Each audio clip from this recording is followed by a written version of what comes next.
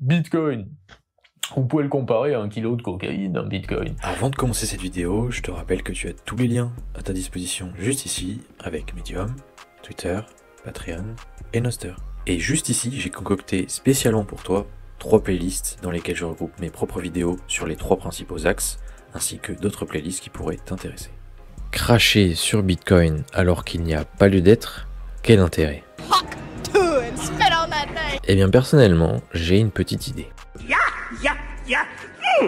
Tom Benoît est plébiscité par les médias grand public, et Dieu sait à quel point ces médias ne sont pas impartiaux, objectifs, et à quel point ils cherchent à orienter la vision de la masse dans une certaine direction.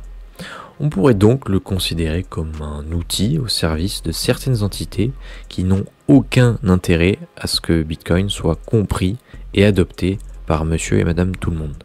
Les gros acteurs doivent d'abord se servir, on le voit notamment avec BlackRock qui a déjà englouti 360 000 bitcoins depuis le lancement des fonds négociés en bourse en janvier, les ETF. Peut-être que Tom est quelqu'un de cool, mais si je me fie à ses propos, je reste dubitatif. Cette vidéo servira à revaloriser Bitcoin et surtout démonter les dires insensés de cet homme à l'égard de notre cher vaisseau interstellaire. Commençons avec ce passage qui fait le lien avec cette substance iconique. Vous pouvez faire des transactions en bitcoin qu'en peer-to-peer de façon illégale. Et ça aujourd'hui, vous pouvez vous vendre entre deux individus 1 kilo de cocaïne, de façon illégale. Tom oublie le fait que plusieurs pays ont tenté à de multiples reprises, au total des centaines de fois à ce stade, à travers le monde, d'interdire Bitcoin. Cela n'a jamais fonctionné car il est impossible d'arrêter des millions, voire même des dizaines de millions de personnes dans chaque pays, et encore moins rivaliser avec la puissance de calcul démentielle mobilisée par le réseau. Mais à l'inverse de la C, on a simplement besoin d'un ordinateur ou d'un téléphone pour réaliser une transaction pair à pair. Et c'est aussi très maladroit de comparer un outil qui fait un bien fou à l'humanité et à la planète avec un produit qui détruit beaucoup de vies. Voyons le passage suivant.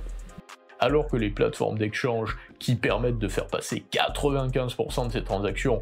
Je ne sais pas pourquoi il dit 95%, mais c'est totalement faux, et ça prouve qu'il n'a vraiment pas étudié, il ne s'est vraiment pas penché sur le sujet. À l'heure actuelle, il y a 94% des bitcoins qui ont déjà été émis, en réalité. Et les plateformes d'échange, et pas d'exchange, mélanger l'anglais et le français comme ça, en plus ça m'agace, servent principalement à acheter et vendre, tout simplement. Une grande partie de l'offre est bougée via des portefeuilles à garde personnelle, self-custody, donc on est loin des 95% via les plateformes, et encore moins uniquement Binance.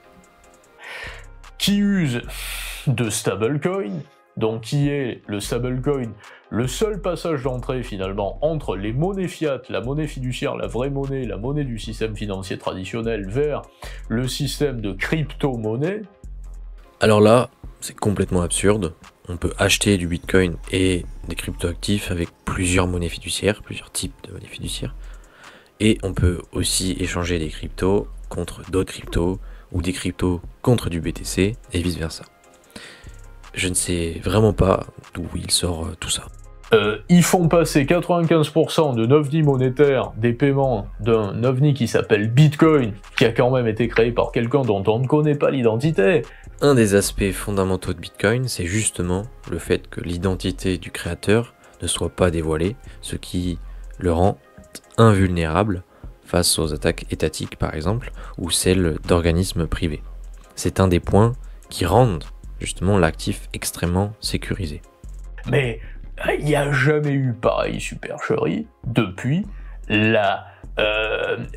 ce que Maurice Allais comparait comme étant l'équivalent d'impression monétaire par des faux monnayeurs, c'est-à-dire le privilège accordé aux banques de second rang, aux banques commerciales. Ça veut dire que ce qu'on a fait il y a des siècles aux banques commerciales, nous sommes aujourd'hui en train de le faire à quelques sociétés que sont Binance, suçant des plateformes d'échange et quelques plateformes de paiement et quelques crypto-monnaies.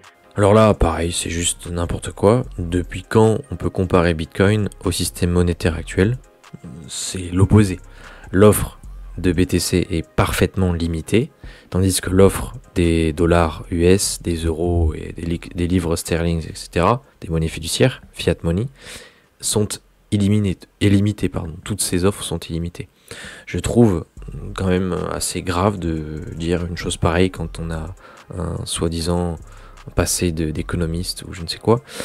Et en plus, il dit, c'est notamment Binance qui pratique l'impression. Voilà, c'est plus tordu, je pense que tu ne peux pas. Donc s'ils font 95% des volumes de transactions, ça reviendrait à assumer qu'ils ont 95% des bitcoins en réserve, ce qui n'est pas le cas par la force des choses. Donc ça veut dire qu'il y a un système pyramidal, ce qui est fondamentalement interdit, qui est opéré par Binance. Bon là c'est pépite, cerise sur le gâteau, Bitcoin est un Ponzi orchestré par Binance. Là, franchement, je crois qu'il a atteint son prime en termes de propos fallacieux.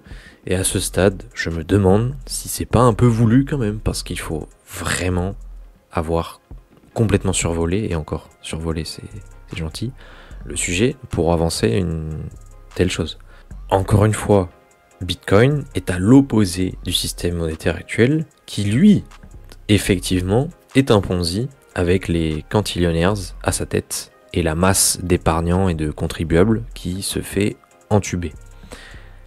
C'est d'ailleurs un sujet que je vais traiter de fond en comble très prochainement. N'hésite pas à t'abonner si ce n'est pas déjà fait pour ne pas rater ça.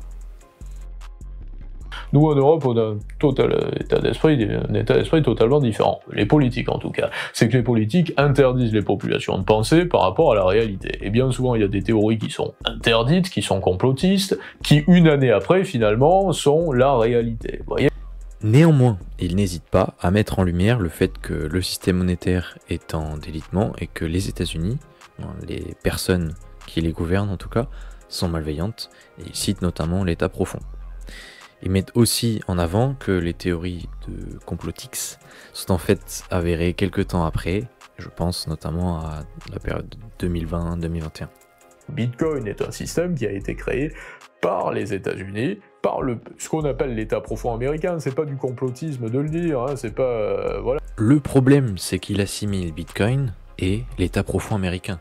Or, ces deux éléments sont d'une antinomie totale. C'est un peu comme comparer Christ à un chef de guerre sanguinaire, ce sont deux extrêmes opposés.